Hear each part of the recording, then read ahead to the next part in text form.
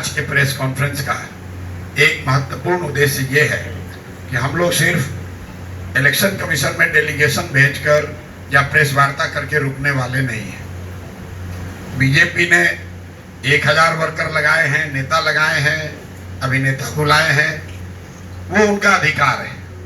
लोकतंत्र में हर पार्टी को ये अधिकार है कि वो जितना ताकत लगाना है लगाए, जो भी लोकतांत्रिक तरीके से अलाउड है वो कर सकते हैं।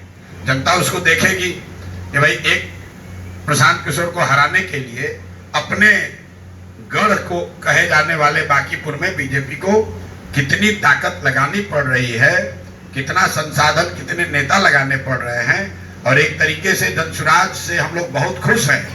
हम लोग इसको अपनी जीत मानते हैं कि जो भाजपा के नेता, सांसद, विधायक, मंत्री कल तक अपने क्षेत्र में नहीं जा रहे थे, कम से कम चुनाव परिणाम आने से पहले ही ये लोग बांकीपुर के जनता के पास जा तो रहे हैं। तो एक तरीके से ये बड़ी लोकतांत्रिक जीत है और ये जीत जनसुराज की नहीं है, बांकीपुर के उन मतदाताओं की है जिन्होंने तय कर लिया है कि वो किसी राजनीतिक दल के, किसी विचारधारा के बंधुआ मजदूर नहीं है।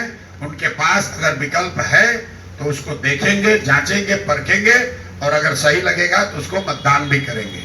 यहाँ तक ठीक है, राजनीति में आप 500 लीडर बुलाइए, हम लोग को दिक्कत नहीं है, लड़ाई वो लड़ी जाएगी। दिक्कत ये हो रही है कि आप प्रशासन का इस्तेमाल सिर्फ दबाव बनाने के लिए नहीं कर रहे हैं। हम लोग ये भी जानते हैं कि जिसकी सत्ता रहती है थोड़ा बहुत वो दूसरों को परेशान करता है।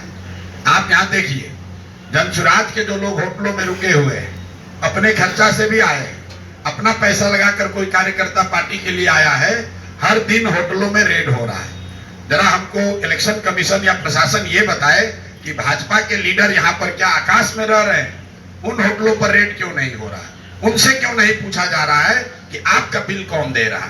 जो भाजपा के इतने लोग आए हैं, उनके रहने का, खाने का, उनके अमले का पैसा कौन दे रहा है? ये भी तो बताइए। लेकिन सबसे आगे जो कल घटना हुई है, पटना के डीएम ने जो ऑफिशियल ट्वीट करके ये फिर से वही घिनौना काम जो नवंबर 2025 में हुआ कि वोटरों के जागरूकता के नाम पर जो सरकार के हाफ पेड एम्प्लॉई हैं, जीविका दीदियां हैं, उनके जरिए फिर से महिलाओं तक पहुंच के उनको ये बताना कि अगर आप एनडीए को, भाजपा को वोट नहीं देंगे तो सरकारी सुविधाएं, आपका अनाज, आपका पेंशन, ये सब बंद कर दिया जाएगा। कल पूरे दिन हम लोग को ये सूचना आती रही है कि किस तरीके से जीविका दीदियां बैठके करके घर घर जाकर लोगों को बता रही हैं कि अगर आप भाजपा को वोट नहीं करेंगे तो आपका सरकार से मिलने वाली आपको सारी सुविधाएं बंद कर दी जाएंगी। और ये तब हुआ है जब डीएम ने अपने ऑफिशियल हैंडल से ये ट्वीट किया है कि जीविका की दीदियां यहाँ पर, और सिर्फ पटना की नहीं, पटना के इर्द गिर्द के कई इलाकों से जीविका दीदियों को यहाँ लगाया गया है और उनको ये जिम्मा दिया गया है कि घर घर वो जाएं और महिलाओं के बीच में बैठकर जागरूकता के नाम पर भाजपा के लिए वोट मांगे, उनको लालच दें, उनको डराएं। तो मैं इलेक्शन कमीशन से हम लोग के साथी 2 बार मिले हैं, आज हम लोग फिर ऑब्जर्वर से मिलेंगे। उन्होंने जहां हमारे साथियों ने जो बताया है कि कल उन्होंने कहा है कि वो बिल्कुल आश्चर्यचकित हैं, क्योंकि चुनाव में सरकारी कर्मचारी भाग ले सकते हैं, चुनाव में जनता भाग ले सकती है। अर्ध सरकारी जीविका की जो दीदियां हैं ये सरकारी कर्मचारी नहीं है और इनका चुनाव में इस तरह से भाग लेना, उनको ऑफिशियली हिस्सा बनाना, ये सरासर बेईमानी है बिहार के लोगों के साथ, लोकतंत्र के साथ और बांकीपुर के साथ।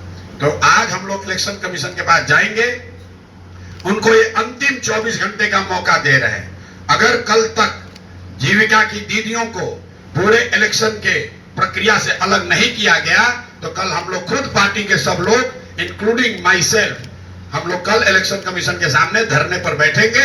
ये हम लोग बर्दाश्त नहीं करने वाले हैं कि फिर वही कीजिए जो आपने नवंबर 2025 में किया। इलेक्शन कमीशन ये समझता है, यहाँ के पदाधिकारी ये समझते हैं कि डेलीगेशन आएगा, नोटिस देंगे, हम उसको इग्नोर कर देंगे, चुनाव जीत जाएंगे और फिर उसके बाद कहेंगे देखिए जनता हमारे पक्ष में है। भाई यहाँ पर भाजपा बिल्कुल हार रही है। अगर नहीं हार रहे हैं तो कल तक ये कह रहे थे कि कुत्ता बिल्ली को भी खड़ा करेंगे तो बांकीपुर जीत जाएंगे।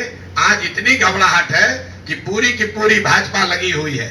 लोग घर घर जा रहे हैं, किसी को समझाया जा रहा है, किसी को डराया जा रहा है, किसी को खरीदा जा रहा है, पैसा खुलेआम बांटा जा रहा है। ये सब हो रहा है। हम लोग इस पर ऑब्जेक्शन कर रहे हैं, लेकिन हम ये मानकर चलते हैं कि भाजपा ये सब करेगी।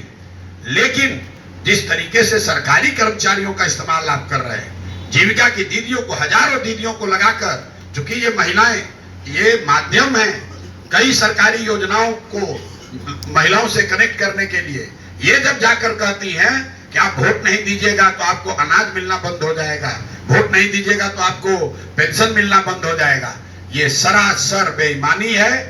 मैं जानता हूं कि अभी भाजपा वाले बोलेंगे कि ये लोग हार रहे हैं इसलिए बोल रहे हैं। भैया ऐसा है कि हारने का नहीं, हार आप रहे हो, इसलिए हर दिन एक नया हथकंडा अपना रहे हो।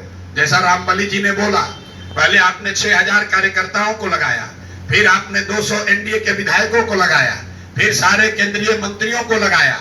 सबसे बात नहीं बनी तो अब अभिनेताओं को उतारा है। किसी से बात नहीं बन रही है तो अब कल आपने जीविका दीदियों को उतारा है।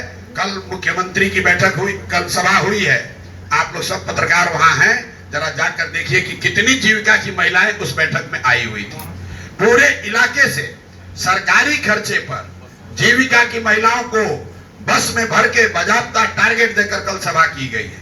यहां तक भी चलिए मंजूर है, आपको भीड़ दिखा रहा है, दिखाइए, बांकीपुर की जनता उसको समझेगी। लेकिन जो यहाँ के सरकारी योजनाओं की बेनिफिशियरी महिलाएं हैं, उनको जीविका के माध्यम से जो धमकी दी जा रही है, उनको परसुएट किया जा रहा है, उनको ये बताया जा रहा है कि अगर आपने भाजपा को वोट नहीं दिया तो आपको मिलने वाली सुविधाएं बंद हो जाएंगी। ये सरासर अन्याय है, गैर कानूनी है, गैर संवैधानिक है। अगर चुनाव आयोग अगले 24 घंटे में इस पर संज्ञान नहीं लेता है, माननीय डीएम महोदय, अगर वो इसको अपने ट्वीट को हटाने से नहीं होगा, उनको ऑर्डर पास करना होगा कि कोई भी जीविका से जुड़ी हुई महिला, कोई भी कर्मचारी, सिर्फ जीविका नहीं, अर्ध सरकारी कोई भी कर्मचारी चुनाव आयोग के नियम के अनुसार चुनाव का हिस्सा नहीं हो सकता है। अगर वो क्लियरिटी आज लेटर नहीं इशू होगा तो कल हम लोग चुनाव आयोग के सामने धरने पर बैठेंगे।